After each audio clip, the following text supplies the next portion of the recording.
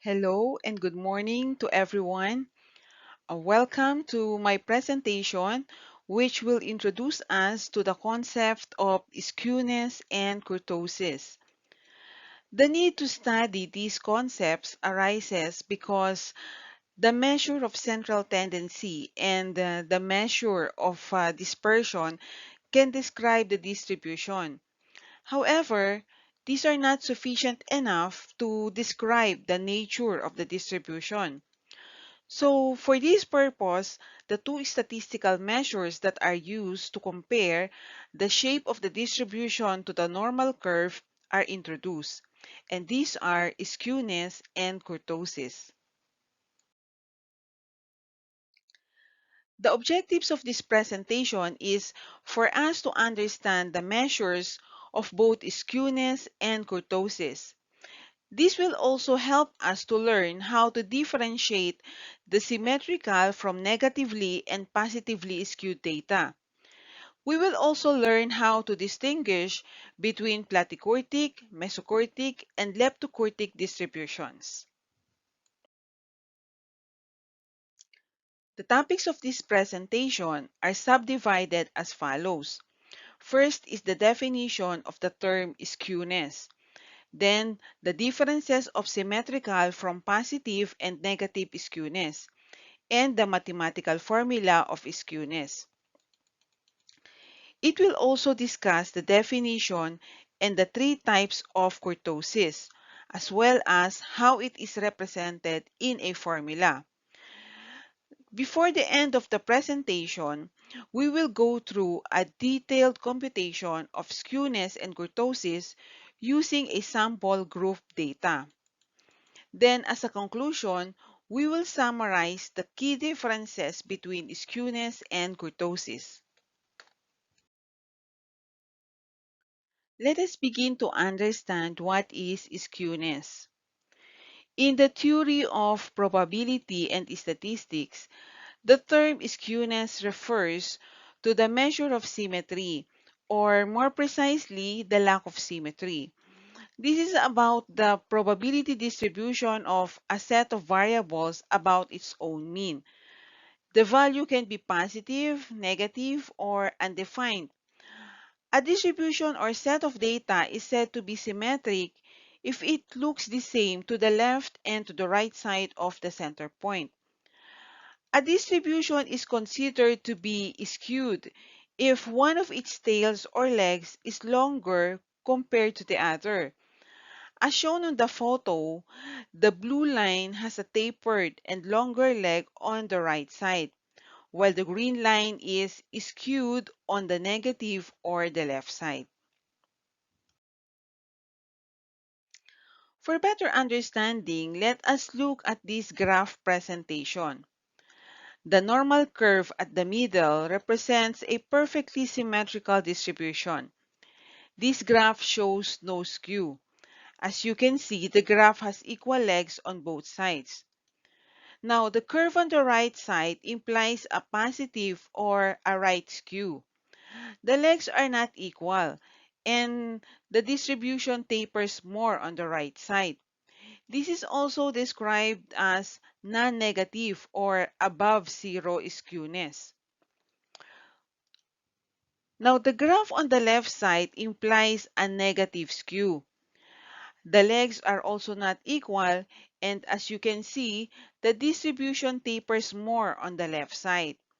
This is also described as negative or below zero skewness. So, what is zero skewness? The distribution is said to be normal if it has no skew or the graph is not skewed. Zero skewness implies symmetry. As you can see, it is perfectly symmetrical on both sides. In a symmetrical distribution, the mean, the median, and the mode are equal to each other, and the ordinate at mean divides the distribution into two equal parts, such as that one part is like a mirror image of the other part. As discussed in the earlier slides, A positive skew has a long tail in the positive or right side direction. Positive skewness means concentration of values is below the arithmetic mean. The mean is on the right side of the peak value. When a distribution is positively skewed, the mode is less than the median, which is also less than the mean. This implies that the concentration of values is below the arithmetic mean. Negative skewness means the concentration of values is below the arithmetic mean. So for negatively skewed distributions, we have to remember these relative locations. The mean is always in the direction of the skew. So for a negatively skewed distribution that skews to the left, the mean is also on the left side. This is because the mean is unduly influenced by the extreme values. The median is always in the middle, so we can just compare the mean and the mode. When the mean is less than the median must also be less than the mode. The mean, mode, and median can be used to figure out if the distribution is positively or negatively skewed. Now let us look at the two graphs in this slide. It shows that when the mean is greater than the mode, the distribution is positively skewed. Then when the mean is less than the mode, the distribution is negatively skewed. Whereas if the mean is greater than the median, the distribution is positively skewed.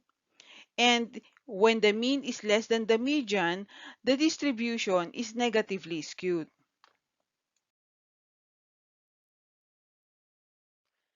The mathematical formula of skewness is represented by this formula, where S refers to the standard deviation and the bar X is the mean.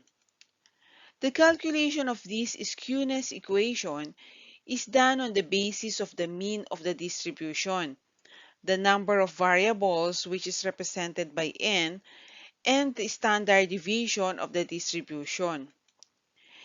Skewness can also be calculated in Excel using the skew function. Let us now proceed to know what is kurtosis. Kurtosis is another measure of the shape of a distribution. It refers to the relative peakedness of its frequency curve. It determines whether the data are heavy-tailed or light-tailed. Data that are set with high kurtosis tend to have heavy tails or outliers, while the data that are set with low kurtosis tend to have light tails and said to be lack of outliers. A uniform distribution would be the extreme case, which do not have outliers. On this graph, the peak is the tallest part of the frequency curve, and the tails are the ends of the distribution. The lines in between are termed as shoulders. Kurtosis is a statistical number that tells us if a distribution is taller or shorter than a normal distribution. The frequency curves can be divided into three categories depending upon the shape of the peak. These are the three types of kurtosis: mesokurtic, leptokurtic, and platykurtic. If a distribution is similar to the normal distribution, the kurtosis value is 0. This is mesokurtic. The distributions are moderate in breadth and the curve has a medium peak height. Now, if the kurtosis is greater than 0, then it has a higher peak compared to the normal distribution. This is known as leptokurtic. The higher peak distribution has thicker tails. As shown on the slide, the curve is sharply peaked with heavy tails.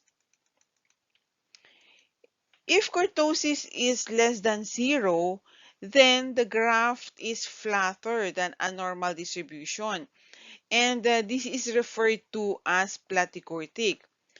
The curve has a flat peak and has more dispersed scores with lighter tails. As discussed in the previous slide, mesokurtic is a statistical term used to describe the outlier characteristic of a probability distribution in which the extreme events or rare data is close or equal to 0.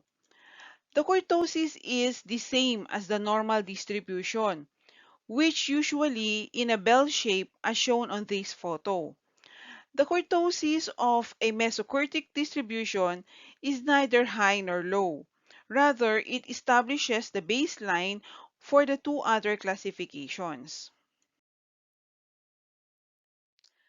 The term platykurtic refers to a statistical distribution in which the excess kurtosis value is negative. A distribution with a negative kurtosis value means that the outlier character of the data is less extreme compared to the data from a normal distribution. As shown on the slide, the dotted line shows the normal distribution, and the solid line shows a distribution with a negative kurtosis value. Now, this indicates lighter tails and a flatter peak when compared with the normal distribution. When we are working with a distribution that has negative kurtosis, we can see that there are more data values located near the center and there are less values in the tails area. Leptokurtic refers to distributions with kurtosis larger than a normal distribution. A normal distribution has a kurtosis of 3. Therefore, a distribution with kurtosis greater than 3 would be labeled as leptokurtic. Looking at the photo, the dotted line shows the normal distribution. Then, the solid line shows a distribution with a positive kurtosis value. This indicates a higher peak and has thicker tails. When we see that the kurtosis is positive, then we know we are working with a distribution that has a fewer data values located near the center and has more data values that are spread out along the tails.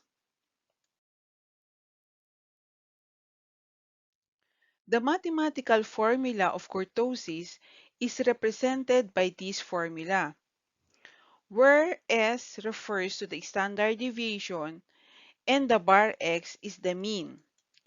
The calculation of this kurtosis equation is almost the same with skewness, which is on the basis of the mean of the distribution, the number of variables, and the standard deviation of the distribution. The same with skewness, kurtosis can also be calculated in Excel using the Kurt function. So now we will proceed on the calculation of skewness from the sample data given on the table at the left side. Using the skewness formula, the first step is for us to calculate the mean and the standard deviation. Then, we will subtract the mean from each random sample value. Step 3 is to raise each of these deviations from the mean to the third power, and then we will take the sum. And on the last step, we will calculate skewness, which is the sum of the deviations from the mean raised to the third power divided by the number of cases, which is n minus 1, times the standard deviation raised to the third power. Using the sample group data given on the previous slide, we will now proceed with the calculation of skewness.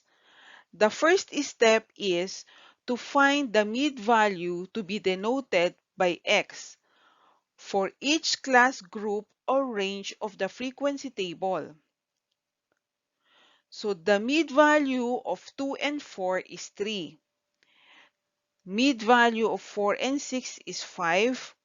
The mid-value of 6 and 8 is 7.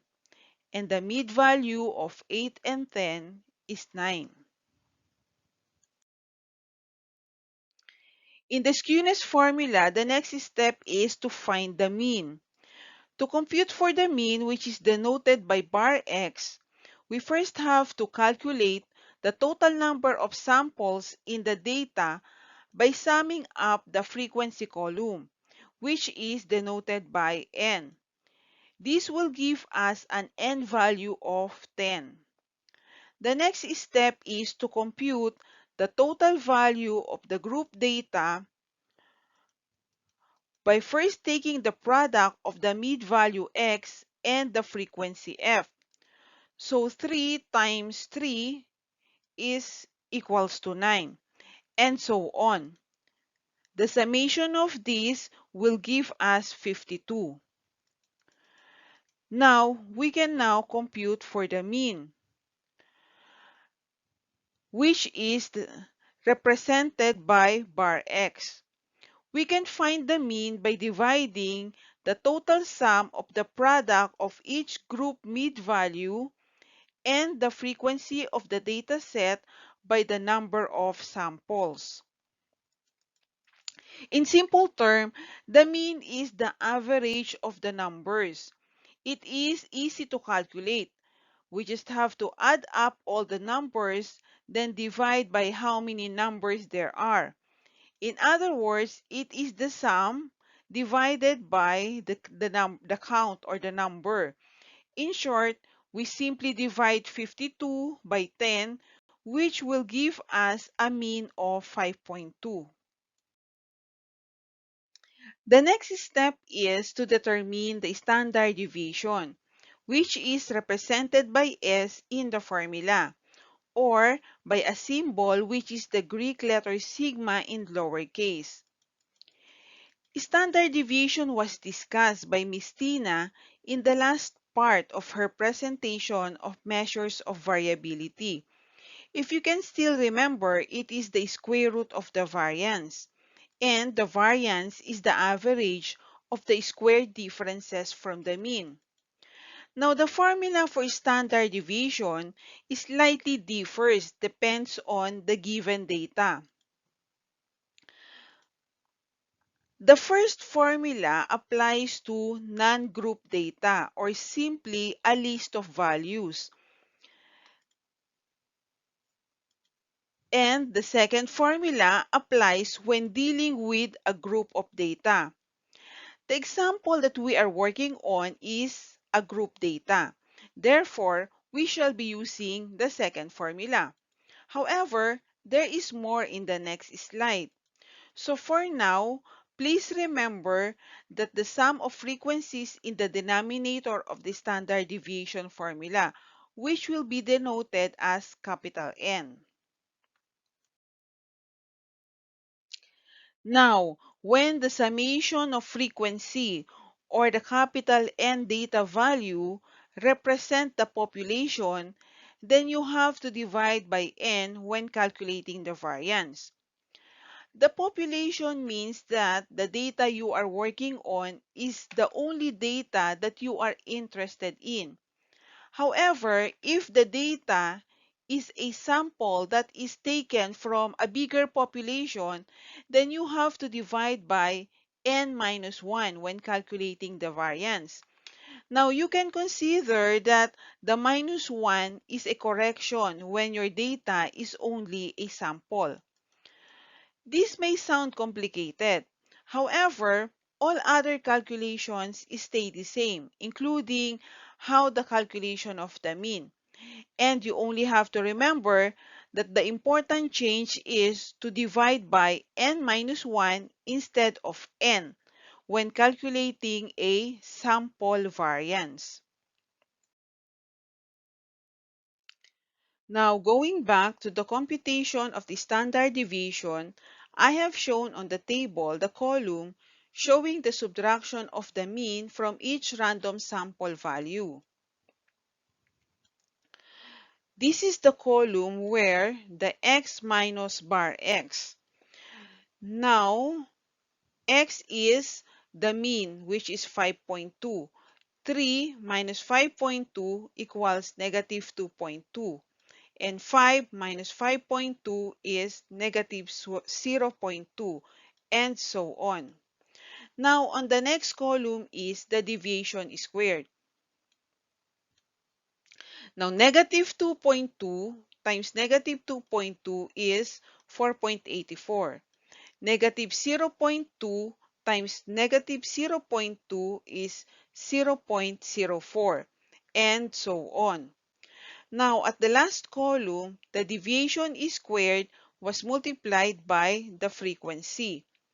So, the deviation squared 4.84 times the frequency of 3 is 14.52.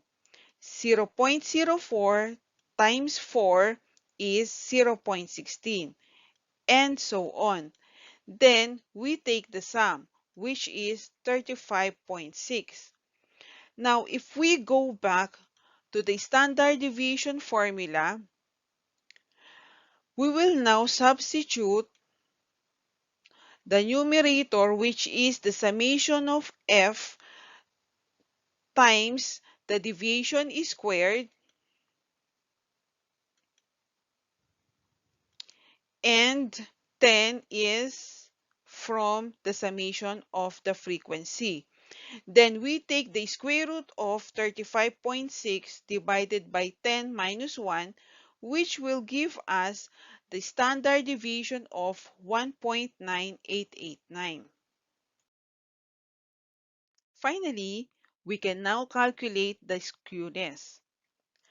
The numerator of the skewness formula requires the summation of the deviation cube.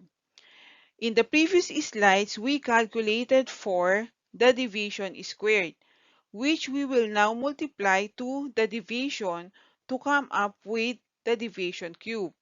So 14.52 times negative 2.2 is negative 31.94. Then 0.16 times negative zero point 0.2 is 0.03, and so on.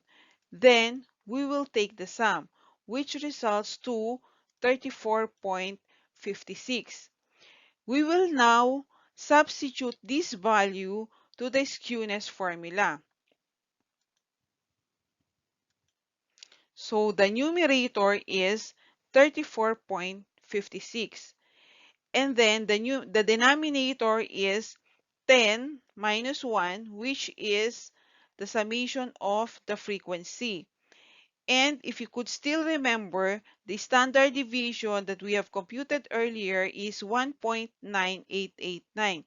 And then we will take the cube. So the skewness is equals to 34.56 divided by 10 minus 1 times the cube of 1.9889. And this results to 0.4881. We will now proceed with the calculation of kurtosis using the same sample group data that we have used in the calculation of skewness. Even the formula of kurtosis is very similar with the formula of skewness. The only difference is skewness is on the third power, whereas kurtosis is computed on the fourth power. We will now calculate the kurtosis using the same sample group data. The numerator of the kurtosis formula requires the summation of the division to the fourth power. In the calculation of the skewness, we calculated earlier the cube of the division times the frequency, which we will now multiply to the division to come up with the fourth power of division times the frequency. So negative 31.94 times 2.2 is equals to 70.28. And then negative 0.03 times 0.2 is equals to 0.01, and so on. Then we will take the summation, which is equivalent to 299.79. We will now substitute this value to the formula of kurtosis. So the numerator will become 299.79,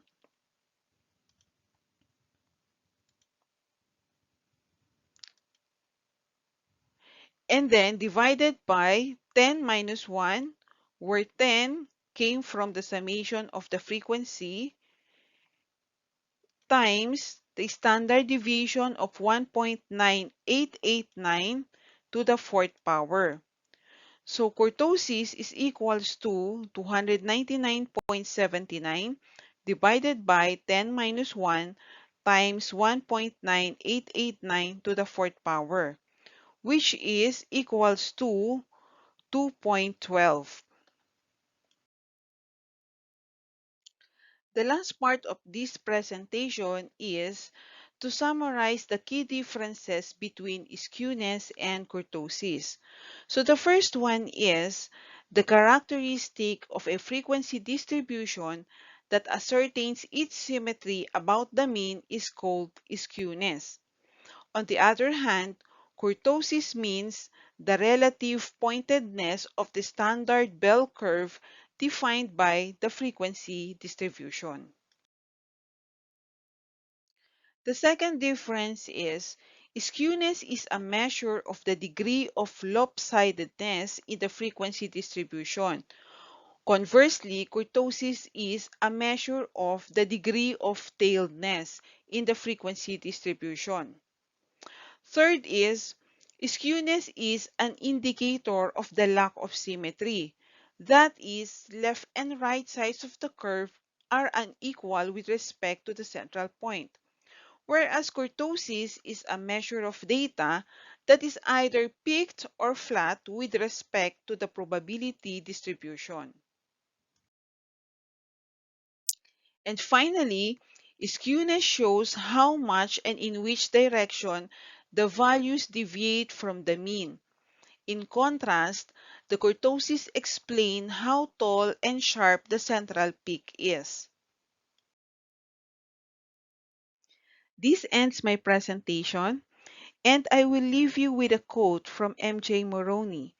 A statistical analysis properly conducted is a delicate dissection of uncertainties, a surgery of suppositions. Thank you and have a great day.